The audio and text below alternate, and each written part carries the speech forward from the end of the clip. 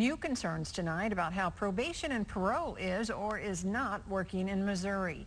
KY3 has been investigating a new state system for months. One sheriff says it gives more rewards than punishments. It's very dangerous for the public for a lot of these people to be out. Sheriffs say they're picking up the same criminals time and time again, and that it's now become little more than a catch and release program. KY3's Sarah Forhetz is on your side. Now, the system is called the Justice Reinvestment Initiative. Part of the inner workings is the Missouri Offender Management Matrix. It's part of what's used to figure out what drives a person toward criminal behavior and the likelihood they'll do it again. As part of this program, officers are asked to give incentives like gift cards if criminals do what they're supposed to do, like pass a drug test.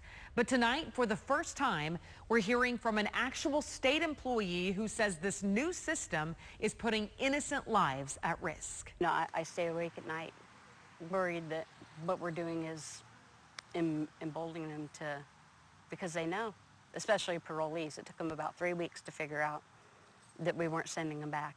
Jamie Thayer says enough is enough. She's a current probation and parole employee with rave reviews from her bosses at the Department of Corrections, a job they told her it's like she was born to do. But she's willing to risk her career to speak with us, blowing the whistle on a system she says needs major improvement. It's crazy, and I get that we're broke. I get that it's expensive to put people in prison. Thayer has been at it for 6 years now, but a new program adopted in June of 2019 is what could very well send her into a new line of work. It's unbelievable. She says the people who know the parolees best, the probation officers, have their hands tied by bureaucracy and formulas. There's no officer discretion. You know, there's these grids, you do this because of this.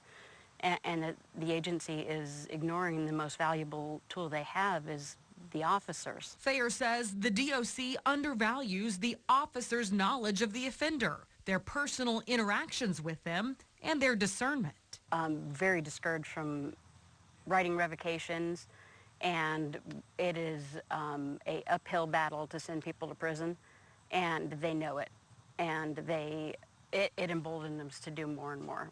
The veteran officer says some officers have even asked for probation to be revoked for some violators, only to be turned down by DOC supervisors before a judge can even hear the case. We have sex offenders that are getting released 3-4 times that have absconded. They like disappear. We don't know where they're living. They're not reporting.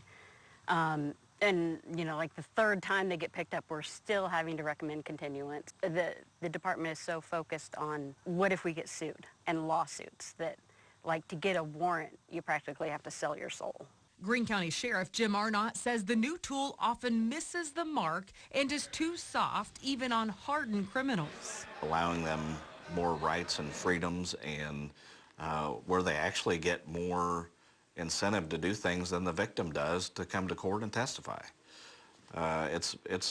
It's ridiculous. According to the state's website, they say the new program's sanctions and incentives are proven to work. Using reinforcements in response to positive behavior is a more effective motivator than only using sanctions in response to poor behavior.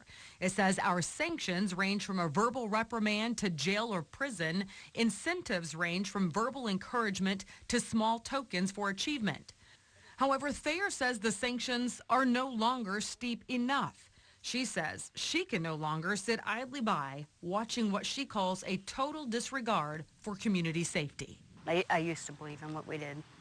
You know, I used to believe that we were trying to do our best to make the community safe. And now people in Jeff City, all they care about is not getting sued and that we can't afford anything. And it's not about safety. Now, the DOC would not agree to an interview with us on camera, even remotely, to address these employees' concerns. After weeks of asking, a spokeswoman sent us an email saying in part that this program is, quote, just one of many, many tools used in case management within probation and parole, and just one of many factors affecting the lives of people on probation or parole in Missouri. Now, even though the statement went on to address things we did not bring up in the story, we did post the state's entire response in this story at our website, ky3.com, or on our news app.